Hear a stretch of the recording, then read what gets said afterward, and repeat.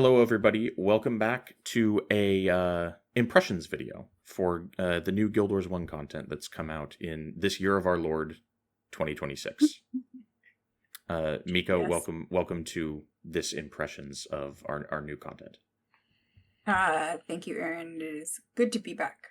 And this is not despite the timing of the release, this is not April Fool's content. This is real, tangible content. I want to say that this Forsaken Tunnels dungeon for pre-searing came out right around April, like early April, right? April 1st, I think. Yeah. So Yeah. early April release might have even been properly the first, but not a meme. Not a meme. Correct. Actual content. There is a new dungeon called the Forsaken Tunnels in pre-searing Ascalon, north of the wall. Kind of some endgame content for the people who like to hang out in pre-searing forever. And then I want to say late April, the 28th, the post-searing version of this dungeon, the Tunnels of the Forsaken, came out for the rest of the player base population. Right. Have you done both of these? I have. All right, and Yeah. what did you think of both of these dungeons? Just like ballpark, good, bad, mid. I thought they were good. Thought it was fun, for sure. And it was even more fun because you get to unlock a couple of new heroes. Yes, so these dungeons come with new hero unlocks. Pretty big deal for long-term Guild Wars players who've been kind of subsiding off of the heroes that exist and purchasing mercenary hero slots, which is where you get to use the characters on your account as heroes. These new heroes will kind of help fill out party comps that would have been impossible without mercenary hero slots. Not all of them, of course, but one of the new heroes is a Mesmer, and that's kind of a big deal because Mesmers are really strong. So the other new hero is a warrior, which is class-wise a little lackluster, but she's kind of a fan favorite character, so it's still pretty fun. Mm-hmm. Yep. So let's talk about the tunnels of the Forsaken, or the Forsaken tunnels rather, in Right. pre-searing Ascalon. This is available to characters in Reforged mode. The Melandru's Accord Iron Man mode has also released recently, I want to say in March of 2026. And I went ahead and rolled a new character to try this out, and I took the Melandru's Accord Iron Man in addition to going Reforged mode, so I could do this dungeon.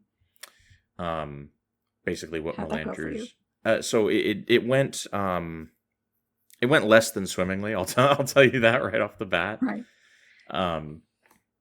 But taking this Melandru's Accord basically means that you can't use any merchants that are influenced by player trades, such as dye merchants or materials merchants, because those prices change based on real player trading. And then, of course, you can't trade directly with other players either. So you kind of just have to farm up and earn anything you want to get on your account. Right. It's pretty rough out there. I did try to do this dungeon solo because that's kind of the spirit of the Melandru's Accord thing. You can group with people under Melandru's Accord, but I opted to see what it would be like if you were a solo player going for sort of a solo Iron Man thing, trying to zero to hero this new pre-searing dungeon. Yep. And how did it go? It's difficult. It's a difficult time. So I rolled this new character. I rolled an Elementalist, and I was like, you know what? I'm going to go Elementalist Monk so that I'm able to heal myself. It turns out Orison of Healing is the only real healing skill available to you as a Monk secondary in pre-searing, and it's not very good. So healing was problematic in this instance. Yeah, there's a lot of damage that can come at you in this dungeon. Yeah. So it's, and basically due to being in pre-searing, you have very limited access to decent armor, and you have very limited access to decent weaponry. So you're pretty much relying on the level scaling of your attributes to be able to deal significant damage and like use skills defensively. And it's a struggle if you're by yourself. You are allowed up to a party of 4 now in pre-searing Mhm. Ascalon. This would be very easy for 4 players to get through. But tell me about how you started out getting to the Forsaken Tunnels in pre-searing. So I ended up the required quest for this is across the wall to rescue Ben Wolfson from north of the wall, and that lets you unlock a bastion in the north. And then that gets you started into a chain. And Basically, you got to I talk. think we took a look at that quest the last time we checked out like the new Reforged update. Yes, because I went north of the wall at like level 3 on my little mesmer. And I had picked up the quest and I was like, oh, well, okay, I'll go and check this out. Um, so I was fortunate that I didn't have to run it now, because then I could just take a bastion in the north from Ben Wolfson, who's hanging out outside of the gate to go north into the Northlands. Um, and he basically tells you that you need to go and meet up with Devona to go and clear out some char and retake Pike and Square. Yeah, and this quest isn't too bad because Devona's kind of a beast. She's like level 10 or something. Maybe she's level 5. She's level 5. She's level 5, okay. But She's level she's a 5, and her little homies that are with her as well are also level 5. yeah, and then when you get into the outpost proper, they become level 2, which is really weird. Uh-huh. Yeah. But she's like a warrior. She can take some hits, right? So She can, yeah. I kind of just sat back and used fire skills. Fire damage is really strong in pre-searing. Yeah. I was running this on my obviously the same mesmer that we did the Guild Wars Impressions, Reforged Impressions playthrough on, and so because of the weapons limitations in pre-searing, I don't have a good mesmer weapon. So I was running with like a bow because the bow does more damage than the mesmer weapons that I have access to currently. Yeah, And I had similar weapons issues. yeah, and one of the things that, I mean, you took monk, so you could heal Devona if she got a little crazy. And by crazy, I mean acting like Rurik, Prince Rurik. She will she's fine in the run up to Piken, and once you get up to Piken Square and you get the char that are in there that you've got to clear out, she goes a little nuts and will just aggro things. Even when you're trying to like keep her back, if you get a little bit too close, she's just like, I'm going in, and she just charges in. And can die. And if she dies, you fail the quest, which is not a good time. Yeah, I don't like failing the quest, especially with the amount of backtracking, retracing steps, and running that you have to do in this set of quests to engage this dungeon. I ended up using a classic weapon set that a lot of people used to use in pre-searing. There's probably better stuff now since they like added the Vanguard quests and with this new content. But a classic way to hang out in pre-searing is you do like this quest in Lakeside County and you get a shield that's plus 10 armor against Char. And then you do this other quest somewhere out in the countryside and you get this long sword that has like armor plus 5 while casting or something. And it's a nice set for casters because we have really low armor in pre-searing. And the sword skin is a crystalline sword, which is cool. Nice. So, because that's like an ultra rare sword post-searing, but it's a very easy quest reward item to get in pre-searing. It's kind of known in the game as the fake crystalline sword. You might like join a group to do content and have this sword equipped to make yourself look much cooler than you actually are. Right. I did kind of run around the game and gain a couple levels before trying this out because I rolled this new character. So I went and I farmed up the collector armors for pre-searing because the starter armor for casters is just like 5 armor rating. Right. But you can get a boost up to a total of 7 armor rating. Yeah. If you go get crazy. Not new, but if you go get the upgraded armors from collectors and pre, it's not that worth it, but you need all the help you can get, really. So I took like a few hours to do that. And then I wanted to get to level 8 before trying this, but I got to level 7 and it was kind of a slog, so I just went for it. Yeah. Getting there wasn't too bad, and then I believe we need to talk to Adept Mulinix at Pike Square to start the quest chain. And I think this is the guy that becomes Artificer Mulinix Yeah. in Eye of the North, which we're playing on the main show right now. Yes, yes. I think, yeah, after you've cleared out and then you go into Long Thought Forgotten, which is the next quest in this chain. Yeah, Mullinix is our dude. So good to see him back. Or not, well, you know what I mean. I was most annoyed, I think, by the fact that there's no merchant in Pike Square, and there's a lot of people hanging out in there. Because I'm like, come on, man, I don't want to like travel back to Ascalon City every time or wherever else. It's a frustrating choice because it's an outpost you can fast travel to, right? Mm-hmm. So there's nothing stopping you from just starting your pre-searing runs from this outpost. Right. They've just added an annoying extra step of having to go back to Ascalon to sell stuff.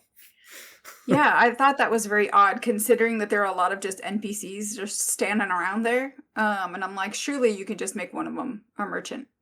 Yeah, and I'm wondering if it's like a role-playing thing where they're like, well, you're north of the wall. Merchants can't get north of the wall. It's hard except out that there. except that there's like a thing where they say, well, now, we can escort people up and travelers can get up here, blah, blah, blah. Yeah. And I'm like, well, that's nice. How about a merchant? Because that's the whole point of the quest chain is we're like, hey, we've cleared the way to this safe haven up here, right? Right. So yeah, there should totally be a merchant here. Guys, commenters, if anybody knows why there's no merchant here, please let me know. Because it's really frustrating because, yeah, you just have to do some extra fast traveling, sit through some extra load screens, and I don't like it. Yeah. So, yes, but agreed. Yeah, to start this Long Thought Forgotten quest, which is the first quest in the chain for Forsaken Tunnels, we got to talk to Adept Mulinix, and he believes that there's an ancient settlement under Pike Square. The area is dangerous, so he wants us to find the entrance. He basically wants us to do the legwork on his theory. Yeah, he really does. And it's a bit of a hike to find the entrance. I ran this duo with one of my guildmates. Mm-hmm. And because she wanted to experience it as well. So that was kind of fun. But being able to kind of coordinate things, what I kept thinking throughout was like, this is pretty challenging. Like you said, for a solo, this is pretty challenging. For duo, I think it's also challenging, but still manageable. And we did finally clear it. I definitely think that it would be easier with more actual humans playing their characters, a full party. So, And what level were you guys doing this? So we started it at like around level 7 because we also ran around trying to level up before attempting this. And then as we went into clear Pike and failed repeatedly because of Devona and her Rurik imitation, we actually leveled up to around 10 by the time we started, 9 or 10 until by the time we started the actual Long Thought Forgotten into the tunnels. Oh, okay. Gotcha. Yeah, I started that at level... I think I leveled to 8 while claiming Piken, so I started the whole deal at level 8. Nice. So I was really on the struggle bus. Yeah. So, I mean, but the nice thing is that those Char north of the wall, they do give you a nice bit of XP. And then I think once you hit 10, you unlock and can accept like a Vanguard quest, then you get like a buff that you just have. See, and I should have gone back and like looked into that because I didn't, and so that might have been something that could help me. That I ran into it by accident, so there you go. Yeah. And yeah, I was really crippled by choosing monk because the monk skill for healing I have available is Orison of Healing, which even at like 5 healing prayers, because I'm like level 7 to 11 throughout this, so I don't have a lot of attribute points to distribute. And I need to keep distributing them to fire magic so that I can do enough damage to like get through these encounters. So I have Yeah. like 3 healing prayers or something like that, and Orison Oh, of yeah. Healing heals like 25 health or like 30 health, which is Hmm. terrible. And it costs 5 energy to use, and I don't have enough attribute points to start passing them out into energy storage to get more energy. So my energy Right. pool is very limited. Hmm. Um, and it takes like my full amount of energy to kill a group of these things. So Yeah. I end up not really healing at all and kind of just suicide missioning into each group, and just death rushing this entire dungeon. I basically kill Yeah. enemies until I die, and then I come Yeah. back and there's less enemies for me to kill, and I do that through the Right. whole dungeon. Yeah, yeah, we were doing that as well, and the beauty of pre-searing is that there's no death penalty, which is handy. Um, so yeah, I feel your pain. Yeah. A better Yeah. combo to do in someone's probably already commented this, but a better combo to do for Elementalist is Elementalist Mesmer. This is what Mm, I did in pre-searing on my original account for my pre-searing mhm. character, because the Mesmer self-healing skill Ether Feast scales much better than Orison of Healing, and it also only costs 5 energy. It has a relatively Mhm. quick recharge, and it also heals a little bit of energy too. So Yeah, much yeah, I better rolled. skill for self-heal and pre-searing. Yeah, I rolled Mesmer, and then obviously, and then I ended up taking Elementalist as my secondary, so I could have access to some fire, one or two fire skills. Um, Fire is and very that strong. Firestorm is so good. Fire's yeah, yeah. Flare is the one I think that I ended up going with because it has higher damage than Firestorm. And Firestorm, the enemies can't just walk out of your AoE, which is annoying. Yeah, Um, Flare is really strong because enemies are pretty weak to fire damage throughout pre-searing, mhm, so it hits mhm. really hard. It's spammable. Um, Yeah. I find that the pre-searing mobs will sit in Firestorm for the most part. Mhm. So I heavily rely on it for enemies with a larger health pool. With Mhm. smaller time enemies, I can like one shot them with flare. But for anything bigger, I use the firestorm as well. The issue I Nice. run into is popping it too early, and while they're wandering towards me, they wander out of it. Yeah. Yeah. So That's what I was running into. Which is why I ended up taking Flare once I could unlock it. yeah, and Um, and this dungeon is mostly just full of Grawl. There are some level 8 Ironheart tree guys, which are just mhm. like the next level of tree guy. They just look like the tree guys. Yeah. And then there's like these elemental shard guys, Mhm. and they kind of look like the elementals from Dragon's Lair. There's a lot of Dragon's Lair graphics in here. There is, yeah, and I felt that vibe even stronger in the post-searing version than in the pre-searing version for whatever reason. Yeah, I think it's the same layout for both, but I Hmm. think the post-searing version has stuff added that's not in the Yeah, pre-searing one. yeah, Um, which makes sense. yeah. So as I'm going through here, through my first kind of run through it, this long thought forgotten quest, Hmm. I'm fighting bandits. I'm fighting Grawl. All of these are like upgraded level versions of the standard ones that exist, but they're like the same thing, right? Hmm. I come across this like grove of dead trees with some magic wispy lights hanging around, and Yeah. it like cripples and dazes me when I walk through it, which is Yes. I super was like, oh, that's obnoxious. pretty. And I was like, oh, this is obnoxious. Yes. Yeah, I got completely. It doesn't damage you, but it's No. very annoying when if you're death rushing this dungeon, you're gonna be Hmm. rezzing and running back a lot, and these are a nightmare for this kind Yeah, of gameplay. finding the safe path through the little trees is it can be handy to find, and sometimes I didn't find them. So, Yeah.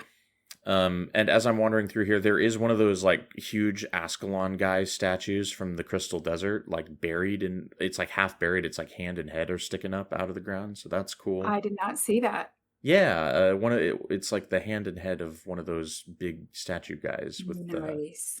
with the helmet from the Yeah. warrior on the cover of Yeah, yeah, yeah, Prophecies. yeah, Yeah, yeah. yeah, that Yeah. guy. He's hanging out there. Cool. And then near that buried statue is a dungeon lock for floor 1. Mhm. And that's the way out of level 1, but you have to return to Mhm. complete the quest before you can like go to level 2. Right. And this is where this Handily, gets really annoying for me. yes. One of the things that I think it's the cave elementals that drop these elemental shards. Um, and when you talk to, no, maybe it's not.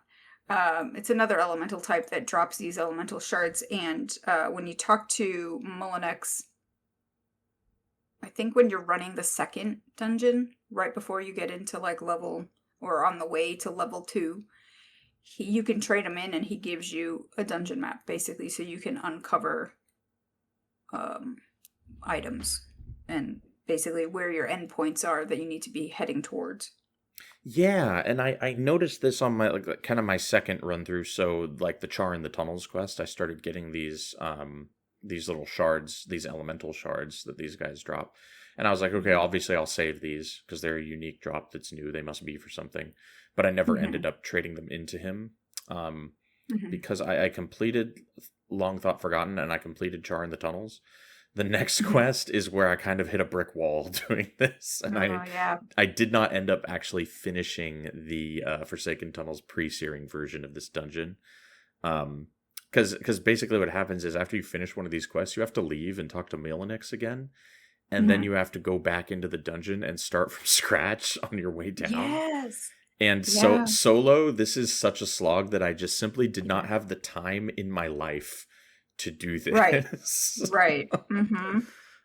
Yeah, if you're trying to do like a solo Iron Man challenge sort of thing, this quest is going to be pretty frustrating for you. So just know that, because I know you people are out there that do crazy stuff like that.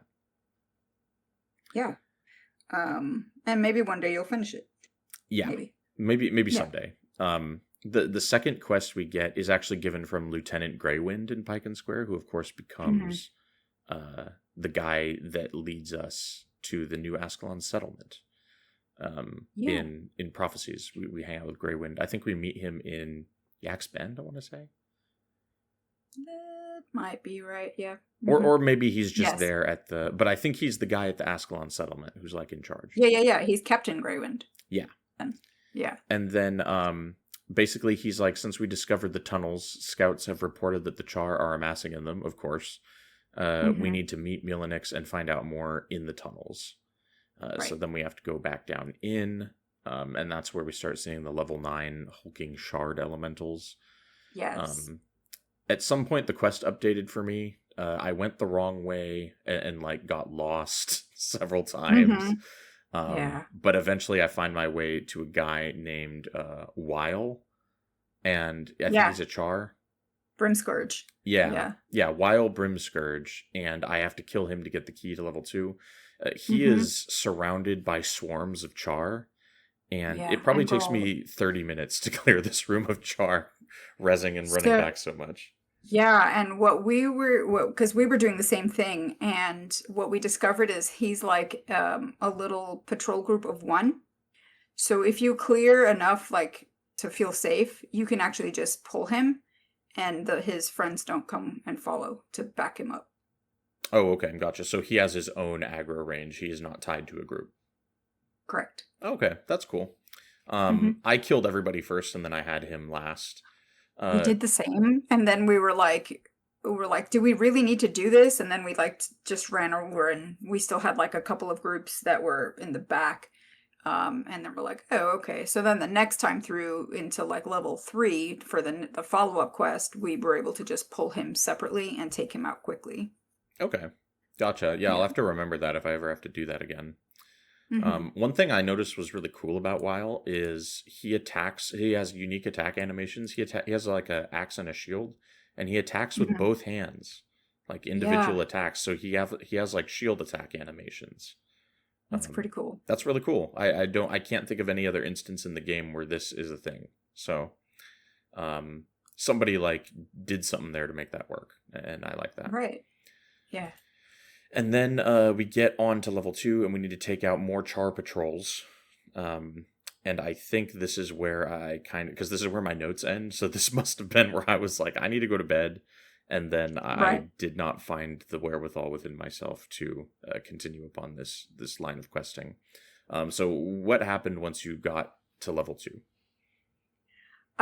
So once you get through level 2, you've got to take out some char patrols. I'm Um, shocked. I know. And they are actually pretty.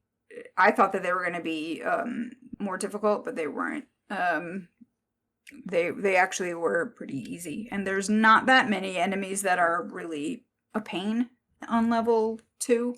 So you can just kind of go take out your patrol groups, and they are named Char Patrol Stalkers, which is handy, so you know who you're going for. And then you take out 3 of those patrol groups, and then the quest updates, and you can go back to Pike and Square to turn in the quest and get the next one. And is this the quest that gives you Devona as a hero? The next one is the Scourge Beneath. Okay, so the next one is like the proper dungeon quest that where you like complete the dungeon. Mm-hmm. Okay, so tell me about this. Tell me what happens here. So in the Scourge Beneath, there you've got to again go through levels 1 and 2, and you've got to kill Maz Scourgeheart. That's the end boss. Quality name. Quality name, yes. And he's an elementalist, so I was like, oh crap. And he uses fire magic and air magic. Which probably hits pretty hard. It does, and I think he uses Mark of Rodgort, which I was like, oh, okay. But I had my Mesmer and Backfire, which helped. Backfire chunks bosses really hard. It's a great skill. It's a great skill. So the trickiest bit of this is finding, because you've got to find the boss key, and then you've got to go to the boss lock. So there's a lot of just running around, and that's the most annoying part of this floor. But once you get to Maz Scourgeheart, he basically starts to try to troll you. What level is he? He is 14. So I thought, oh no, I'm sorry, he's 12. Okay, still pretty big. For, the char bosses in like the overworld Northlands are level 10. So this is like an upgrade. Yeah, and like while Brimscourge was a level 14 warrior, so Maz Scourgeheart as level 12 elementalist, I was like, okay, but he's still an elementalist, so you know we gotta be a little bit careful. I'd rather fight a level 14 warrior boss than a level 12 elementalist boss. Yeah, and so Maz Scourgeheart tells you that you when you find him, oh, perfect timing, my new army is going to be inaugurated in your blood. I like that. And then what happens is you basically have to fight him 3 times. And once you like chunk him down, he teleports away, which is annoying. And then you got to find him. And there are a couple of crystals that you have to get as drops from some of the elementals that are running around. It's a pickup, a bundle. And it is the same kind of bundle item that unlocks level 2, I want to say, when you get to, or from 2 into 3. So you gotta have to look for that. It's an elemental crystal. And so you do this twice, 3 times, whatever. He's always going to go behind a little area that has like a crystal, I guess it's supposed to be like a crystal wall guarding him in a little like boss arena. And then you drop it, it unlocks the door, and you go in and you take him down. And you do this, like I said, 3 times. He teleports away twice. And after the 3rd time, obviously you defeat him. And that's it. So there's like some actual mechanics. It's not just like fight this boss and kill him before he kills you. Yeah, and you get a boss chest for this, and you unlock Devona. Once you turn in the quest, you unlock Devona as a hero. Does Devona have any like dialogue, or is it just like give her to you? She does. She's like, we'll fight to protect Ascalon, and... Okay, so average Devona dialogue. Average Devona dialogue. When you unlock her, she has... What was that one? elite skill that you were going for. Earthshaker. Earthshaker. Yeah. So she's got that. She's got I mean, to me, as a warrior kind of noob, thought her build looked pretty good. Earthshake. I So mean, an elite skill in pre-searing Ascalon I is mean, good all around. yeah, yeah. So I mean, I'm a little bit more motivated now to try and actually finally finish Legendary Defender of Ascalon now that I've got a hero that I can equip. Yeah, it's very doable now with the Vanguard quests, Yeah. and now with this new content that has a lot of higher level Hmm. mobs that you can farm. Yeah. It's super doable. It's still a little grindy, but it's not like Yeah. it's not like the weird gimmick that it used to be in like 2006. Right. Right. So so that's the end of that quest.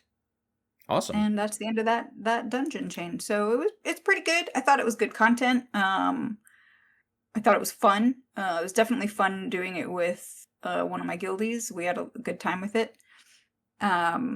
And like I said, I'm kind of looking forward to doing trying to go for LDOA now. Nice. What did you get out of the boss chest? I can't remember. Just like a Some throwaway. like purple weapons, I think. Which are like kind of hard to get in Um, pre-searing, so that's kind of nice. yeah. Okay. I don't remember if any of them or what I got was actually usable for my character, so I was just kind of like, okay. But yeah. But you know what? I will tell you that in farming up all of this stuff, I've made a couple of platinum in pre-searing, which is kind of nice. Yeah, I found I had like 6 platinum or something on my pre-searing Yeah. character after doing this dungeon, just from like selling drops and stuff. Yeah. Same. Um, Yeah. so yeah, that was kind of cool. I now am Mhm. tempted to take that character into post-searing because my current characters desperately need 6 platinum. Like, I can't even Right. describe to you how desperately they need it. Right.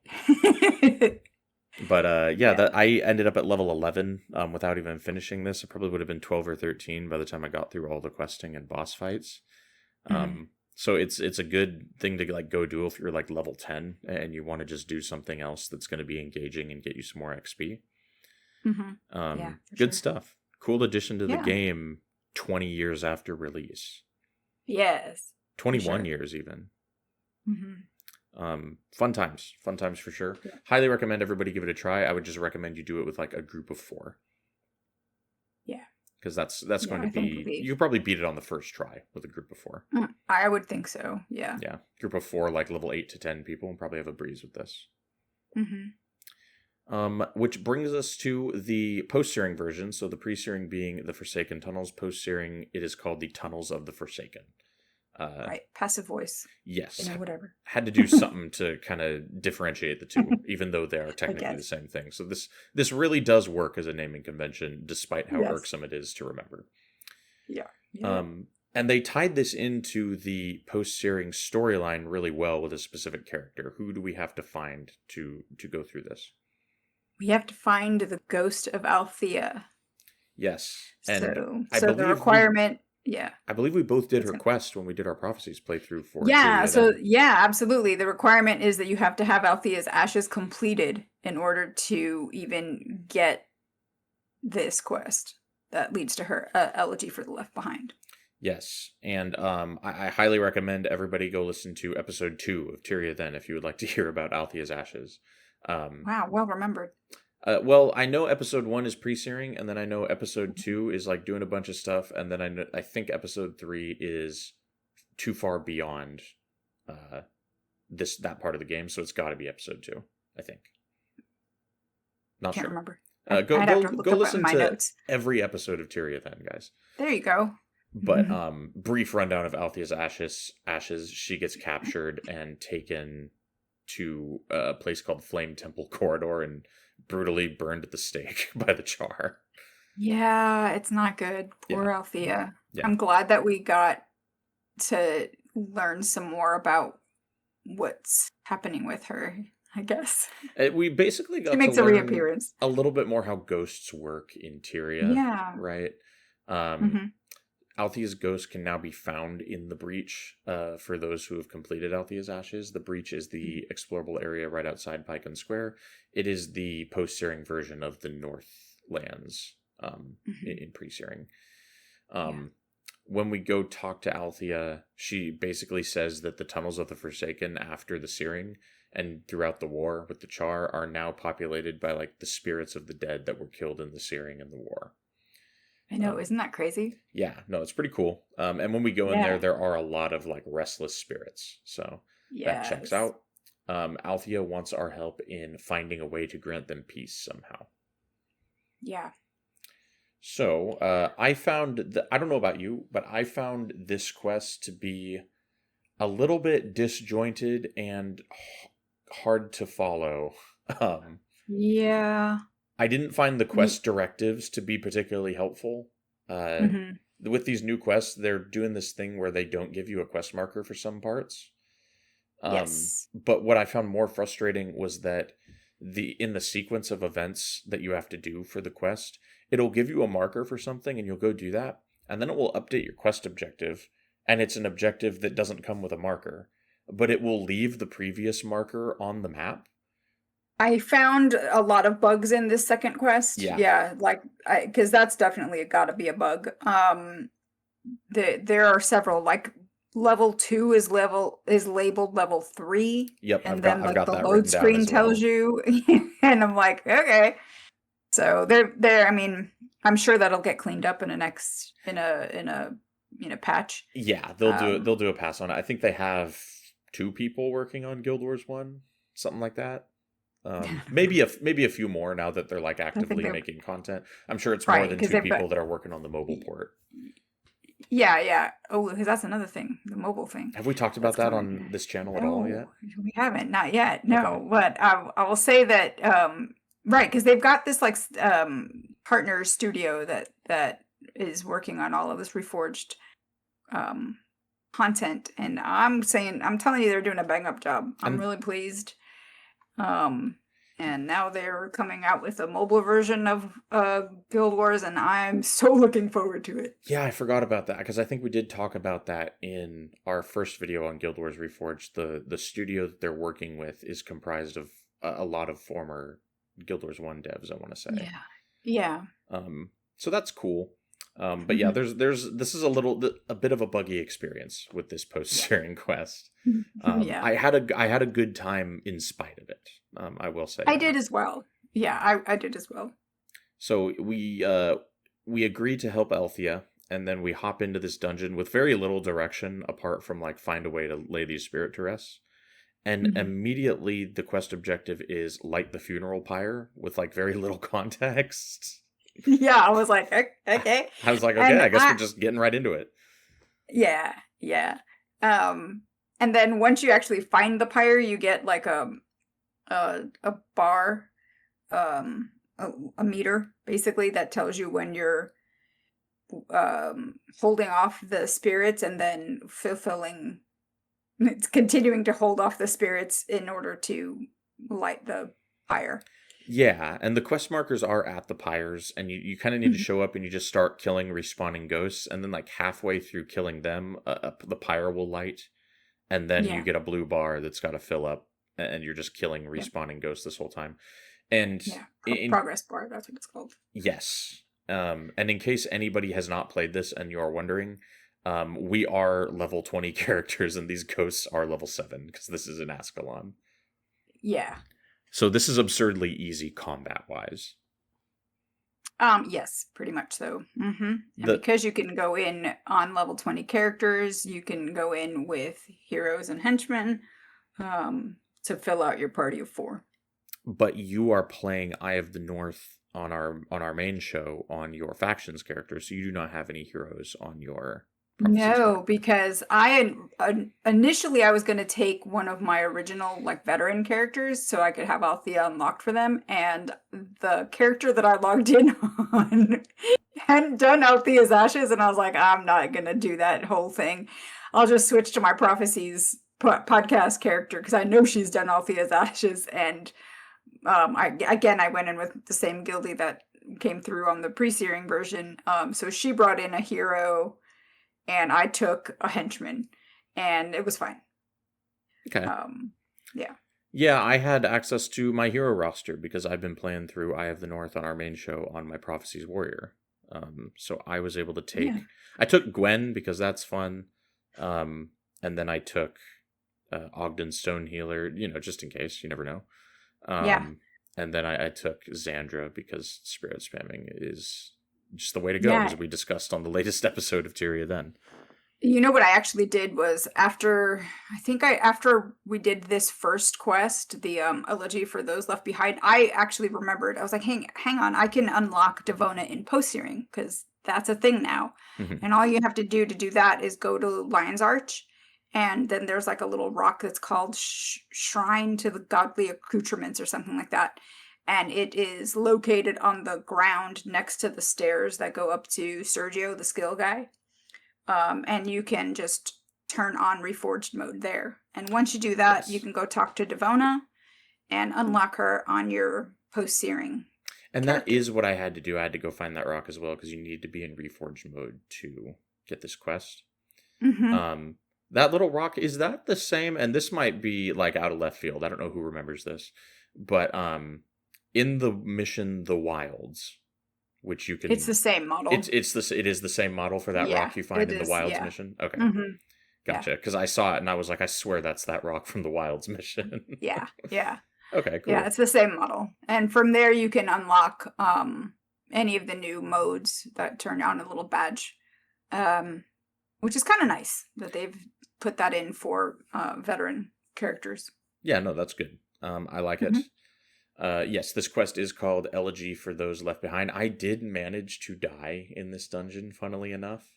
I think I did as well. It should be impossible, but I got so impatient with all the backtracking that I tried to run through all the mobs. And it turns out when you aggro like 20 mobs at once, you will get body blocked and killed, even if they're all level 9 or whatever. Yeah. So, but it's funny because I got killed, and then everything in this dungeon is too low level to remove any of my death penalty. I know. So I was stuck with death penalty for the rest of the dungeon. Oh man. Yeah, that was good.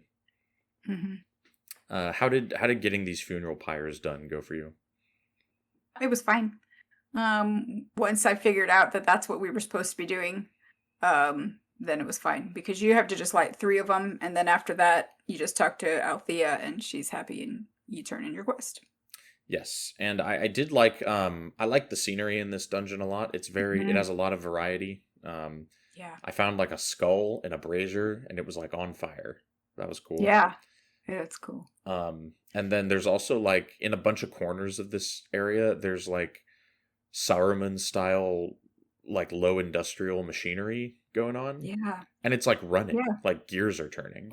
There's mining happening. Yeah, there's industry going on in the tunnels of the Forsaken, guys.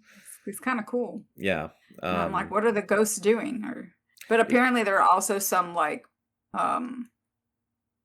refugees hanging out now.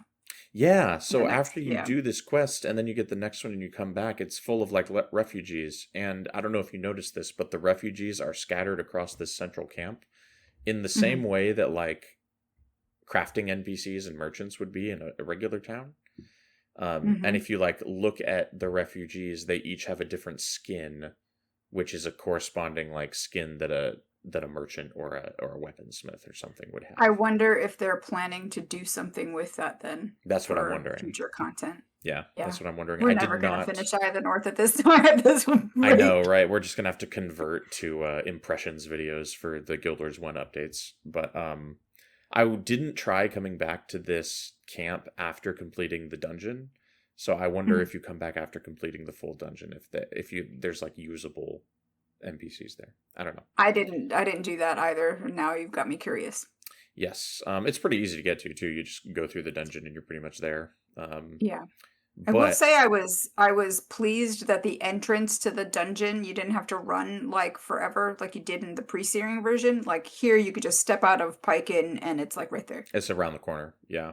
I was like, why didn't we have this before? Yeah, that was an improvement for sure. Yes. When we do finish this quest, we return to Althea, and she basically says that this abandoned village in here, she wants to turn it into like a safe haven for people who have no interest in the war. And she says it can be for both the living and the dead, so you can be a ghost or a person and come hang out here. Yeah. So that's cool. That is cool. Our next quest, we have to go back to Pike, and I had to reference the wiki a lot. I didn't want to. I Hmm. wanted to find things organically, but Right. the game doesn't point you in like where to go very well for this. Hmm. So after I finished that first quest, I was like, all right, what do I do? I kind of had to look at the wiki and find out that you have to go back to Yeah. Pike and talk to a guy named Cop the Quick. Yeah. What, Great what's name. what's his deal? So he wants you to find a keystone, I want to say, and get to, well, let's see. I'm remembering incorrectly now. Um, He has he wants supplies. you to, yeah, he needs supplies, because they are short of supplies and they need to get it back. So you have to go and take those supplies to Althea, and then Althea tells you that someone ran off with the supplies, something like that. I can't remember now. Yeah, you take it to Althea, and then the guy in question is like, well, Cop, first of all, is like, listen, they call me Cop the Quick, not Cop the Strong, right? There's a lot of bad Right. guys in there. Yeah. So you in your big armor, hello, big armor man, take supply Right. to refugee camp. Right. So I do that. And Althea's like, you're just in time with these supplies because a guy named Duke Wilfred or something, Duke Wilgrove, Grove. Yeah. has Yeah. run off with 3 persons worth of supplies. Right. And I'm taking this as like whatever a day's rations would be for one person. He has taken Mhm. 3 times this amount. Right. And then she's also like, and he also wandered off with this like mesmer staff that, by the way, happens to be like my mesmer staff Mine. from like when I Right. was alive. And I'm like, okay, so this is really about the mesmer staff and not about the I stolen know. supplies. I know. Yeah. But she treats it as like an aside. She's like, I don't know, he also took the staff. I don't know, that's weird, right? Anyway, go get that Hmm. food though. Um, Right.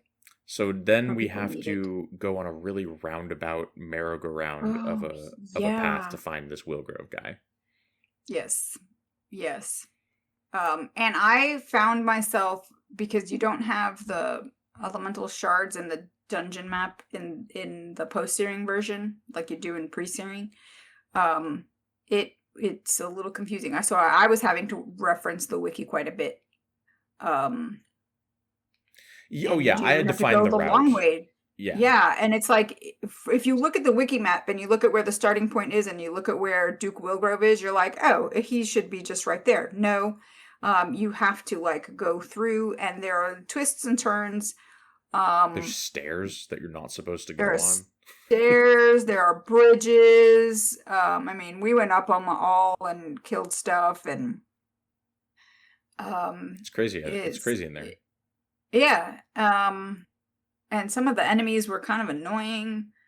Um, and I kept, making wrong turns and aggroing things, and it was just annoying. Oh, this is not a Um, fun thing to try and do with a warrior because there are stone furies in here and yeah, they cast eruption which blinds you and they also cast ward against melee. It's not yeah, a fun experience if you have to fight the stone furies. Everything else I was like yep, one-shotting with power attack though. So, that's good. yeah, there is a one of those. You remember those obelisk shrines from the Ruins of Sirmia mission that we also find at the Nolani Academy Yes, mission? yes, I remember. I was like, "What's this doing down here?" Yeah, there's a flaming scepter mage obelisk, but it's got like because I went to the wiki because I was like, is that the same flag that's on the ones in Ruins of Sirmia? And it doesn't look Mhm, like it to me. It's like a faded orange flag in the Ruins of mhm. Sirmia mission, and then this flag is like a deep red one with like a lion Yeah, face and some wings on it. Um, interesting. I don't know what that flag is. Guys, if that's the same flag and I'm just crazy, let me know. But interesting flag found in this Hmm. dungeon. Yeah, Um, and eventually we will happen upon Wilgrove meeting with a dude named Orphan Varney. Very intimidating worst name. name ever. Yeah, no, this name sucks. Uh, and Varney requested the staff that he stole, so the Mesmer staff that was Althea's. Varney requested Mhm. this specifically. Yeah, And Varney basically told Wilgrove that he'd be able to get him out of Ascalon if he brought him this stuff.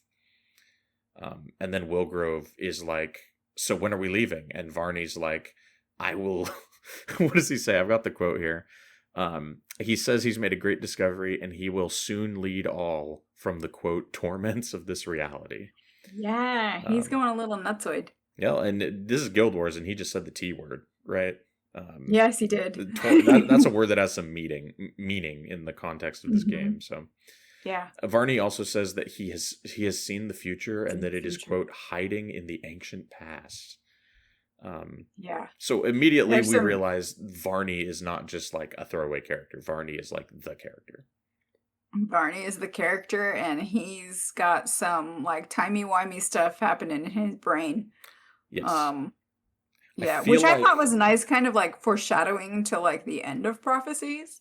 And I'm like, I don't know, is he just tapping into something that we run into later? Um, or what's going on here? yeah, the way his character talks, I feel like he should have a blindfold on. um, Yeah. but he's just a guy. Hmm. He vanishes, and we walk up to Wilgrove, and we're like, "What's up, bro?" And he's like, "I don't know. Here, take the supplies back. It's fine." But he obviously can't give us the staff back because Right. Varney has wandered off with the staff.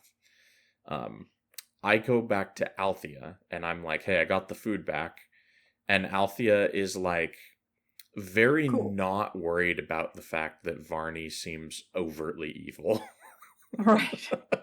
She's like, poor boy. Yeah. She's like, "Oh man, that's so weird that he wanted that staff." Oh well, I hope he likes it.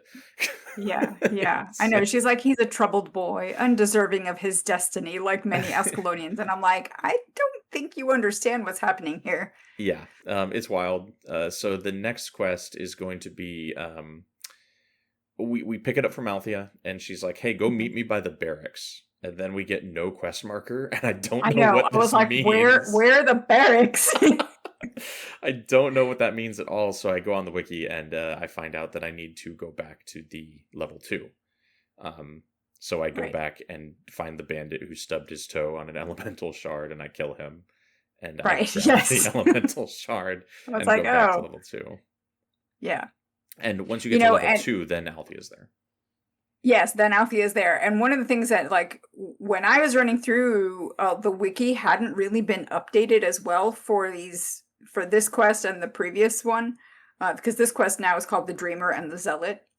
So I was like, okay, we're gonna have to figure this out. So now I'm looking at the wiki today, and referencing the dialogue and whatnot, and I'm like, oh, right. That's Yeah. nice. I'm It glad that I knew that the wiki writers editors would get there. So I'm glad that they did, and that they did it relatively quickly. They at least Um, added the routes. Yeah. So I know how to yeah. get where I need to go because level 2 is just like we're just kind of traipsing through it, and it's very twisty turny. So I'm entirely Yeah. retracing my steps. But once you basically head back to the same place you met Wilgrove and Varney before, which is the end of Hmm. level 2. Right. Um, and then Althea just opens the barrier to level 3. She like has a quip about how being a ghost is helpful sometimes, and Yeah, then and that area where Varney and Will Grove were hanging out, that is actually the boss area for the pre-searing version.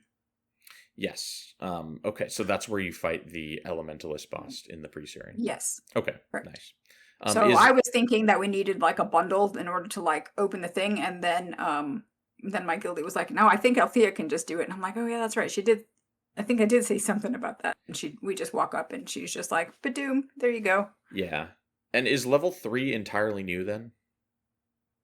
Yes, and this was the area that looked the most Yeah, Glint's lair to me. they've lifted several assets in this wholesale from the Dragon's Lair mission, but that's Yeah. fine. I would say after playing all 3 campaigns for Tyria, then over the past couple of years, I would say Dragon's Lair is probably my favorite mission Yeah, in Guild Wars, like for sure. period. Yeah. So I'm okay with that. Hmm. And we kind of just need to wander through here because Althea at the top of this quest has basically said, "Hey, I had this weird dream about a passage opening up in another world, and Hmm. I don't know what it means, and we got to delve into this dungeon to figure it out." Right. It's like 5 paragraphs of dialogue that doesn't really mean anything.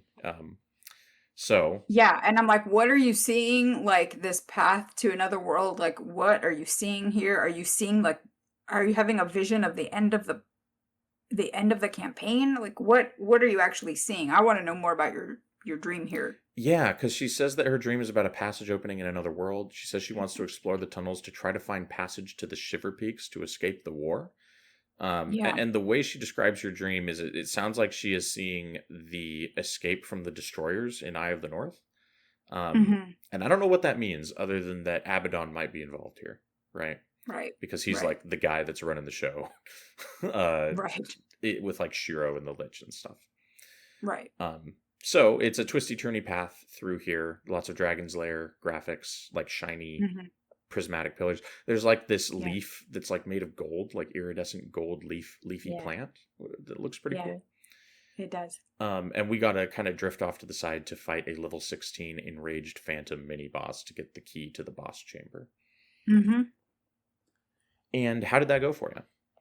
Uh, Again, finding my way and not getting lost is always the challenge of my life.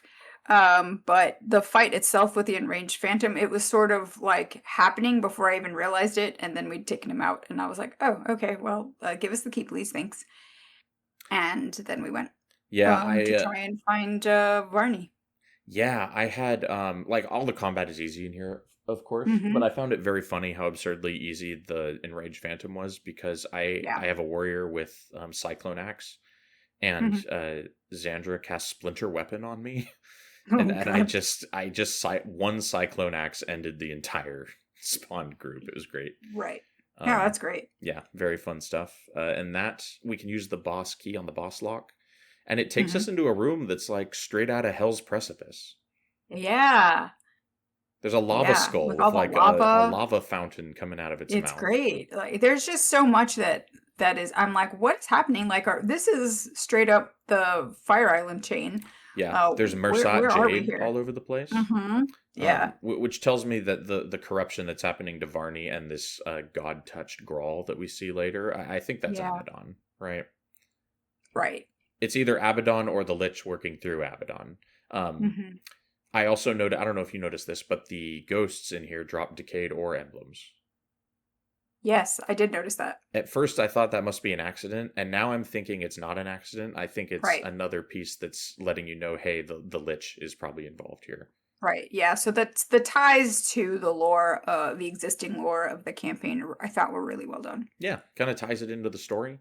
Mm-hmm. It kind of. Do you remember when we were at Greenwich Courthouse and like going through Diesa Lowlands and we found like symbols of the Flameseeker prophecies out in Ascalon? Yes.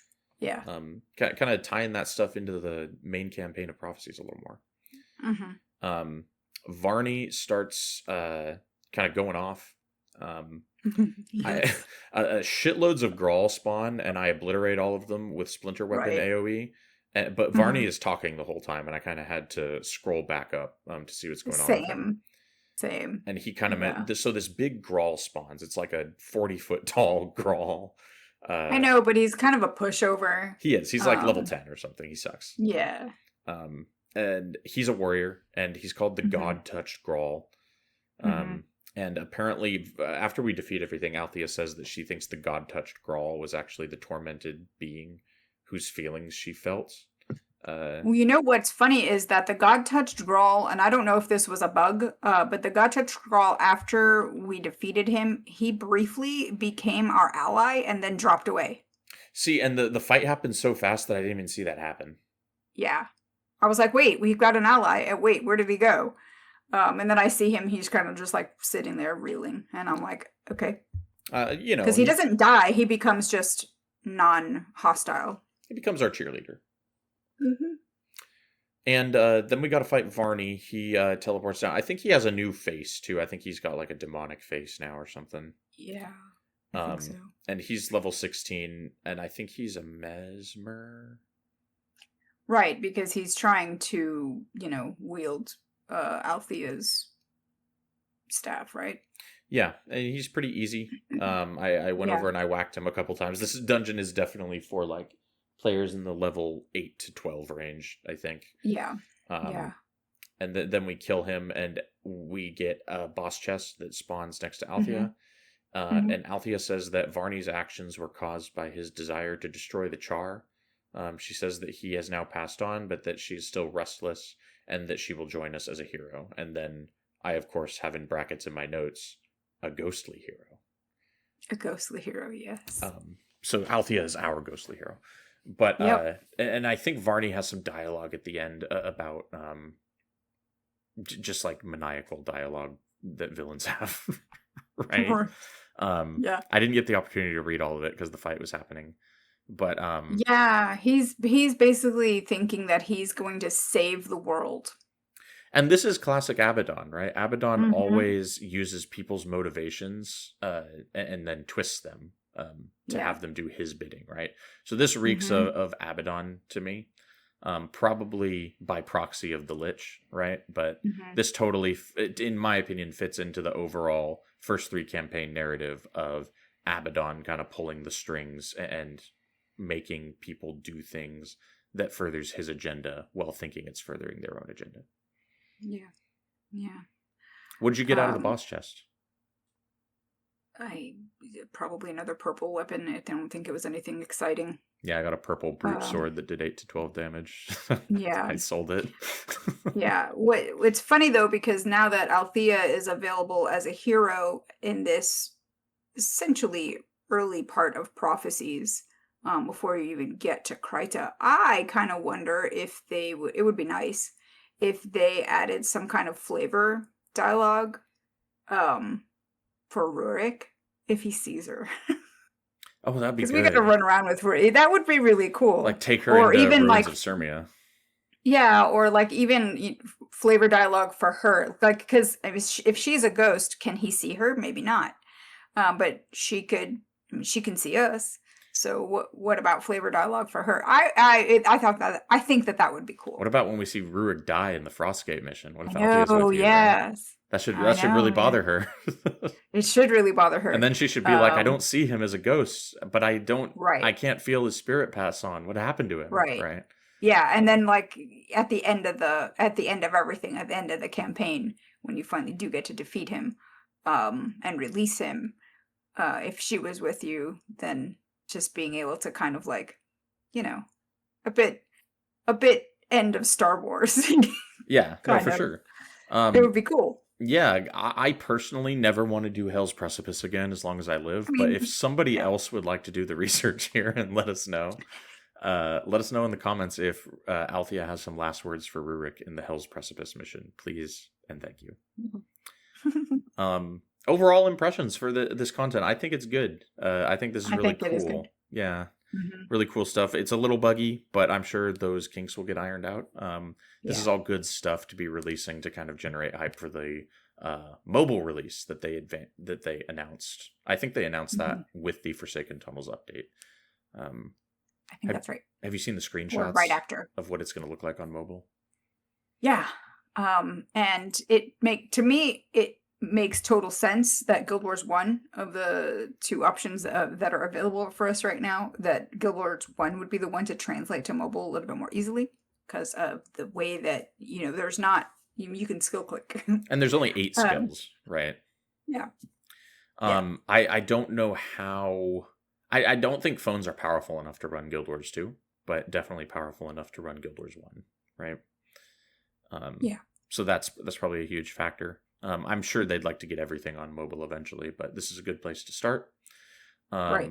I don't I don't really it's interesting that they're doing it, but I don't really want to play Guild Wars on mobile, but I will probably give it a try just for just to talk about it because it is fascinating. So Yeah. when it comes out, Well, I'll grab it. and even like being able to kind of run through some of the stuff that we do for the podcast on mobile when I've got some downtime, maybe at work. That's an extra talking point for the podcast. We're just talking about the content we played. Oh, by the way, I played this portion on mobile, so X, Y, and Z. Maybe some things will be easier, maybe some things will be harder with mobile. We will. Yeah. I think it's coming out in July. I want to say. Yeah, I can't remember what they said. Yeah, but I know it's coming soon. TM. Yeah, I considered doing this content in hard mode since I had like a full level 20 party, but I decided I didn't have time, and I was correct, because this still took me like 2 hours to do as a quest chain in normal mode with easy combat. So it is available in hard mode then? hard Yeah, mode. I think if you turn hard mode on, you'll probably just get like level 24 mobs in here. Nice. Which with a party of 4 is pretty difficult, but you can caravan this from Yak Spend if you want a hard mode completion with like a 6-person party. Sure, true. But that's about it for our impressions for these dungeons. They're pretty good. Recommend you play them. I recommend you play them with a group. Not super solo friendly. Or unless you want to go in with heroes. Right. At level 20 for the post-searing version at least. Yeah, for the pre-searing, I recommend you do it with a group to unlock Devona. With Devona as a meat shield, you could probably solo this as long as you're like over level 10. Yeah. I will say that my Devona leveled up because I took her into the pre-searing version, and she went from 5 to something like 10. Yeah, she's getting like By the 200 time XP 10 per or monster 11, kill yeah, or she's something. getting so much XP, and I was just like, oh, she's dead, and look at all that XP she's gaining. So that's great. It was good. Yep, I'm probably gonna stick Althea in my Warriors Eye of the North party and have her level up super fast. So that will be that'll be a good time on the next upcoming Tyria Then episodes. We will keep you guys posted with additional impressions videos of the new stuff that they release for the game, because it seems like that's a trend they're sticking with. And then we'll come at you pretty soon here with a new Tyria Then episode, guys. Yeah, absolutely. Until then, where can people find you online, Miko? The good people can find me at Inky Sticks on your social media platform of choice. Awesome. And you can follow us at Tyria Now on Twitter and Blue Sky and YouTube and Apple Podcasts and Spotify. So go ahead and find us on those platforms, guys. Give us a follow. If you have any thoughts on our commentary, go ahead and comment in the YouTube comments. We do like to chat with everybody. Until next time, guys, we will see you later. Bye.